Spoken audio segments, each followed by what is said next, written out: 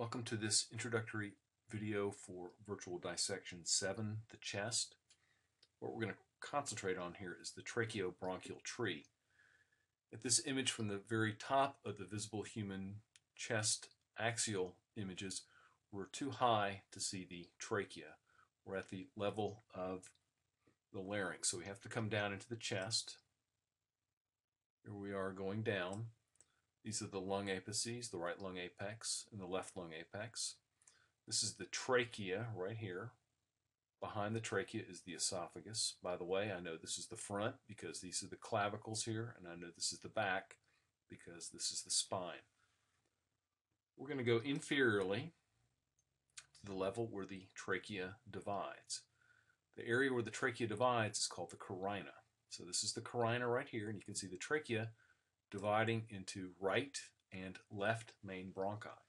Just to get everybody oriented again, this is the esophagus, this is the descending aorta, this is the ascending aorta, this is the superior vena cava, and this is the azygos vein right here draining into the superior vena cava. We're going to concentrate on the right bronchial tree because the anatomy is actually a little more straightforward than the left bronchial tree.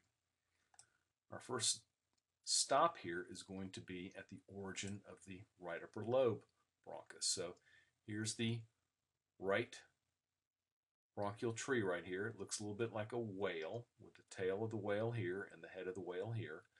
This is what's left of the right main bronchus, and this right here, this is the right upper lobe bronchus.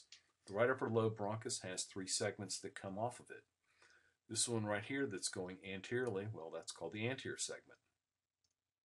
This segment going posteriorly, that's called the posterior segment, so that's pretty easy. There's another segment that goes up toward the lung apex, and that's called the apical segment. That's going to be a little bit hard to see on these axial images, so we'll just leave it for later.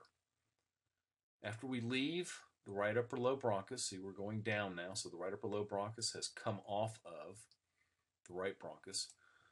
After we leave the right upper lobe bronchus behind, what's left of the right bronchus is called the bronchus intermedius. The bronchus intermedius gives off two bronchi. You can see those coming off right here. The more anterior one, that's the right middle lobe bronchus, and the more posterior one is the right lower lobe bronchus.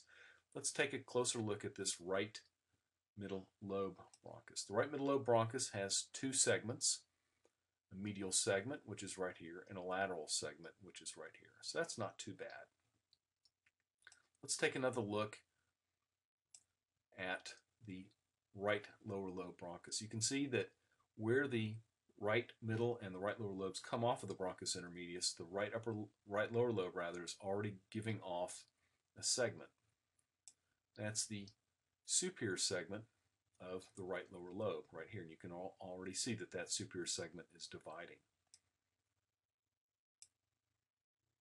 What's left of the right lower lobe bronchus then gives off four segments, which I'm not going to belabor. I'm just going to name them. I'm not going to identify them here. We can do that later in class.